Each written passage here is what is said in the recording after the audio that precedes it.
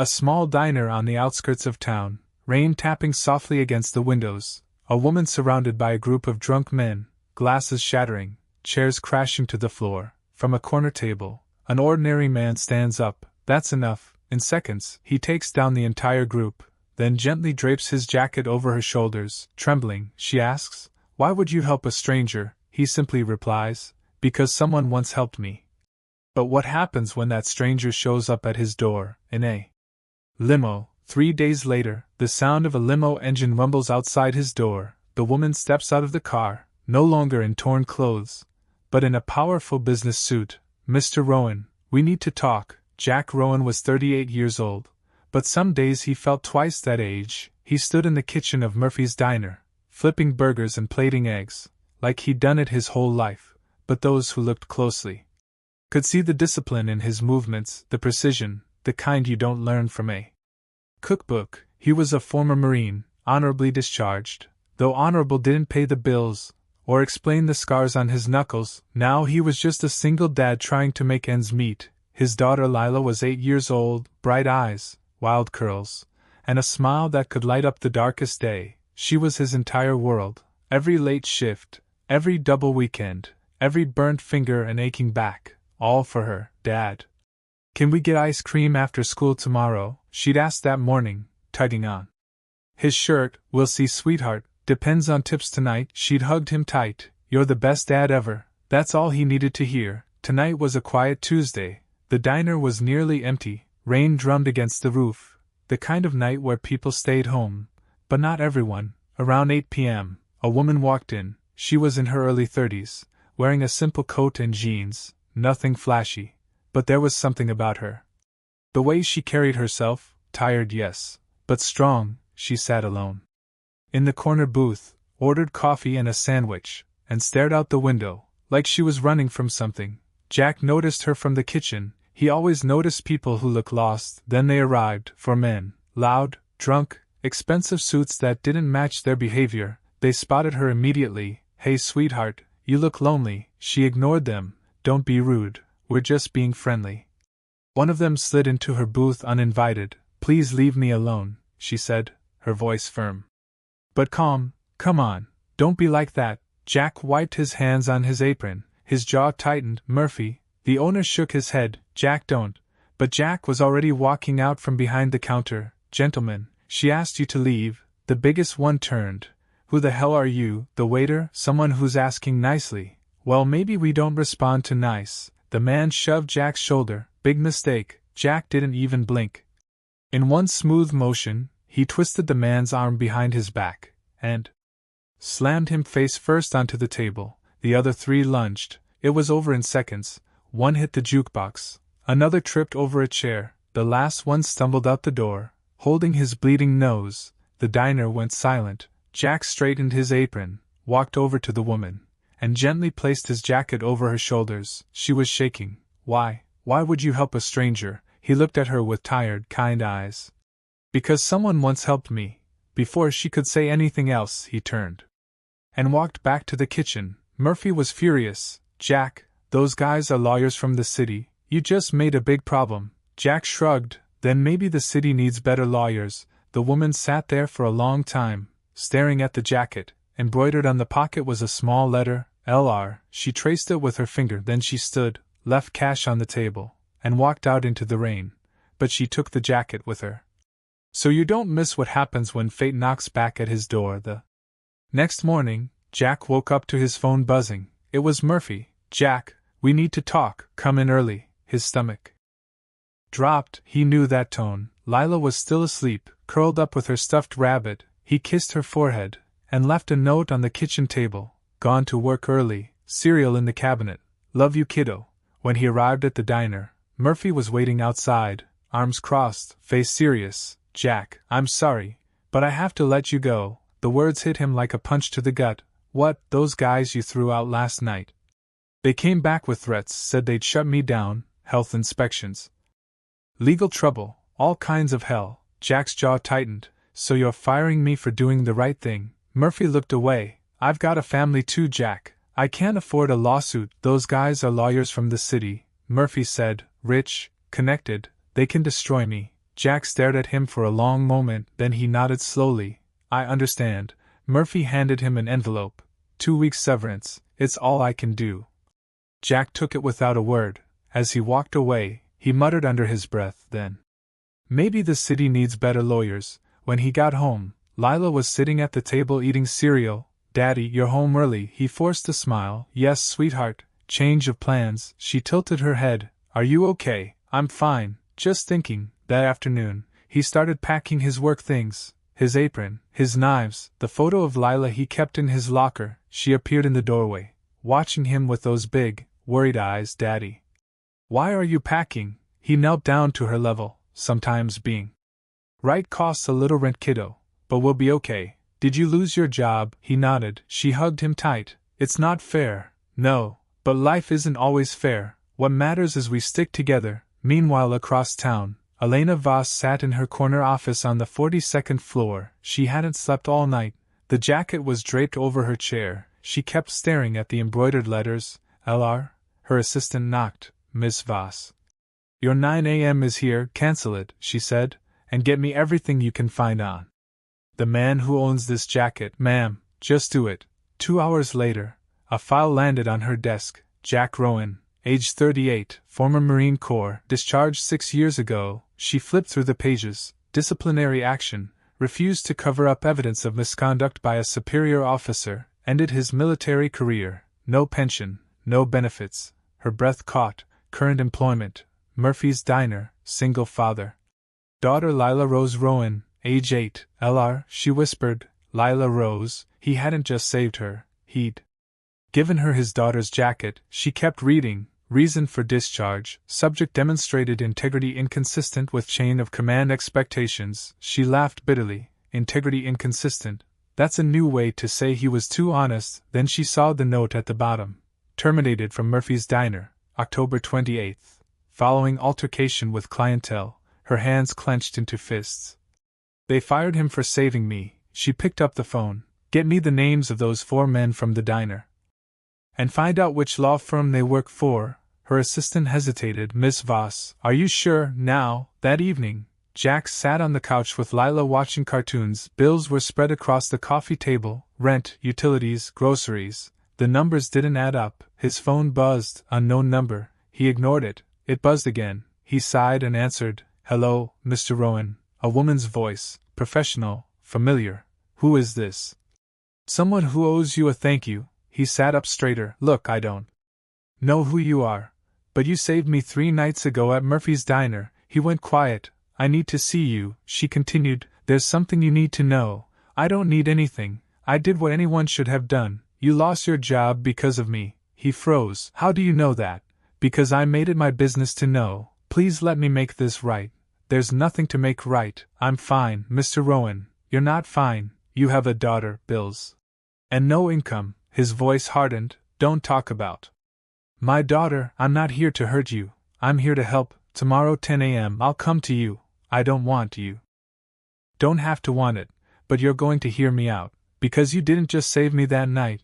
What are you talking about? She paused. Her voice softened. You saved someone else too. Then she hung up. Jack stared at the phone, his heart pounding. Lila looked up at him. Who is that, Daddy? I don't know, sweetheart, but deep down, he had a feeling his life was about to change. And wait until you hear what she reveals next. 3 days passed. Jack spent them sending out resumes, calling old contacts, checking his bank account, and watching the numbers shrink. Lila didn't ask too many questions, but he could see the worry in her eyes. On the 3rd morning, he was making breakfast when she ran to the window. Daddy, Daddy, there's a big black car outside. He looked up from the stove. What? A really fancy car, like in the movies. He walked to the window and his breath caught. A black limousine sat at the curb, sleek, expensive, completely out of place on their quiet street. The drunk idiots. But it wasn't random at all. Jack felt cold. You're saying they were there to hurt you? Worse than hurt, she said quietly. They were sent to make me disappear. He sat down slowly across from her. If you hadn't stepped in. She looked down at her hands. I don't know what would have happened, but it wouldn't have ended with me walking out of that diner. The weight of her words settled between them. I owe you my life, she said. But that's not the only reason I'm here. She looked up at Him. Her eyes were glistening. There's something else, something I haven't told anyone yet. Jack felt his pulse quicken. She reached into her bag again, pulled out a small photograph, handed it to him. It was a sonogram. He stared at it, not understanding. Then it clicked. You're pregnant. She nodded. 10 weeks. The world seemed to stop. She continued, her voice trembling. Now that night, when those men grabbed me, one of them shoved me against the wall hard. I thought, her hand moved to her stomach. The next morning I went to the doctor, terrified, certain I'd lost the baby. Jack couldn't breathe, but the heartbeat was there, strong, healthy, like nothing had happened. A tear rolled down her cheek. You didn't just save me that night, Jack, you saved my child. The room went completely silent. Jack sat frozen, staring at the sonogram in his hand, this tiny grainy image, a life that almost wasn't. I didn't know.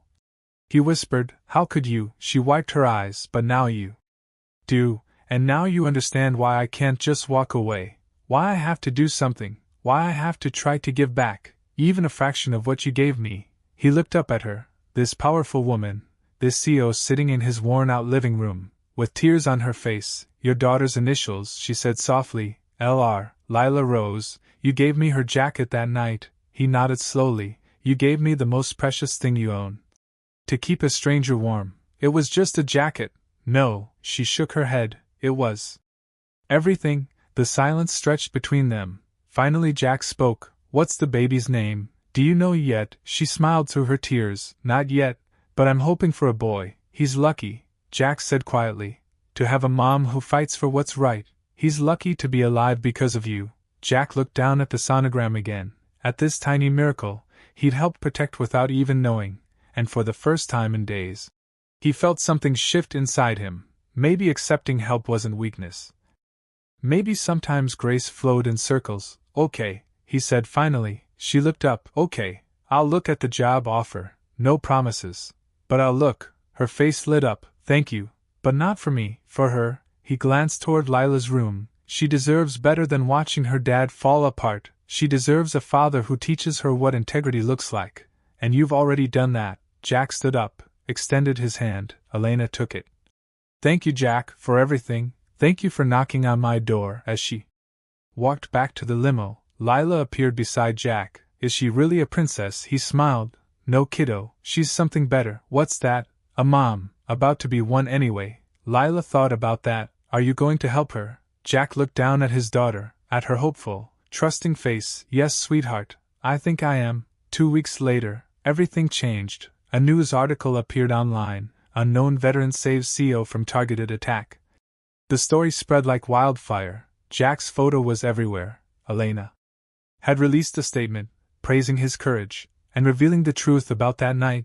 The 4 men from the diner, their names were published too. They weren't random drunks, they were lawyers at Mitchell & Stone, one of the city's most prestigious firms, and they'd been hired to intimidate Elena Voss. Within 48 hours, the firm launched an internal investigation. Within a week, all 4 were suspended. Within 2 weeks, they were fired, disbarred, facing criminal charges for conspiracy and assault. The headlines rolled in. Lawyers lose everything after attacking pregnant CEO, former Marine.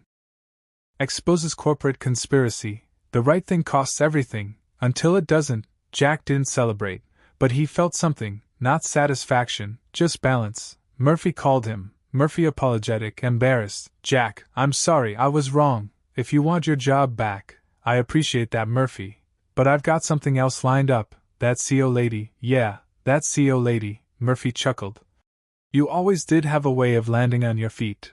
More like falling and someone catching me this time. Jack's new job was everything Elena promised. Head chef at Voss Capital's executive restaurant. The pay was incredible, the benefits even better. But the best part, Elena visited often. She'd come down from her office, hand resting on her growing belly, and sit at the corner table, just like that night at the diner. Jack, the salmon is perfect, she'd say. It's just food. It's never just food. One afternoon, 3 months later, she brought someone with her, a baby boy, wide-eyed, curious. Jack, meet Alexander. He wiped his hands on his apron and looked at the tiny child. He's beautiful. He's here because of you. Jack smiled. He's here because you're strong. Lila came running from the back office, where she'd been doing homework. A baby, Elena laughed.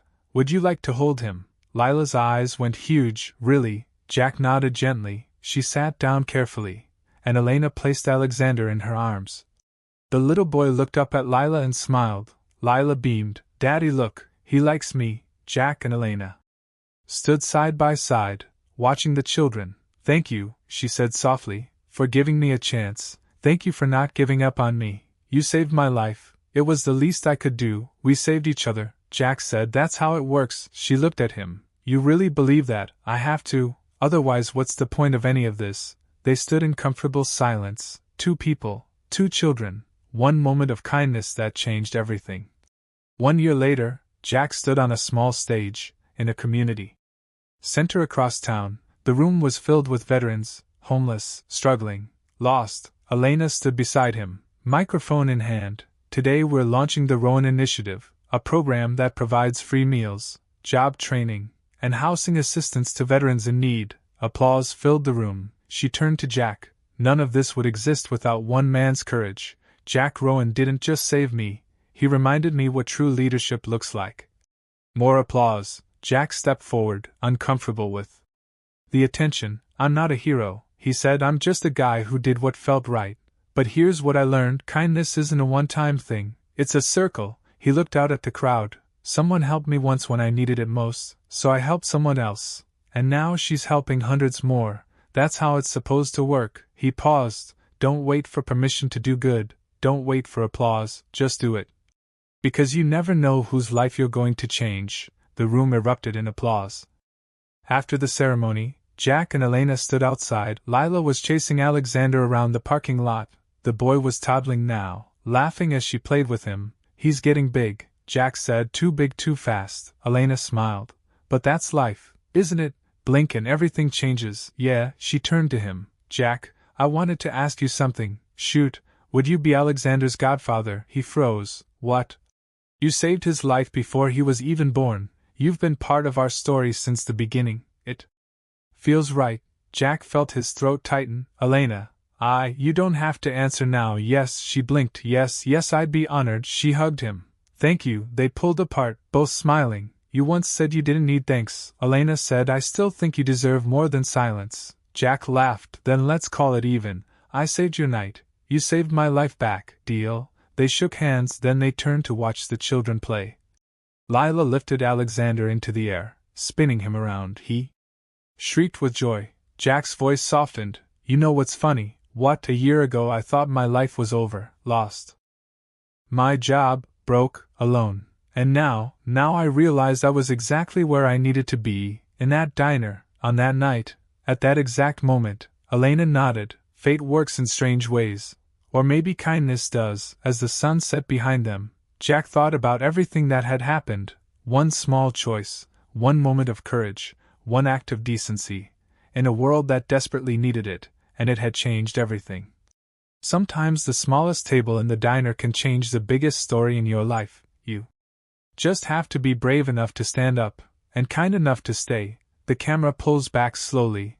Two children laughing, two adults watching, one shared story of second chances. Fade to black. Subscribe if you believe kindness always comes full circle, because it does, every single time.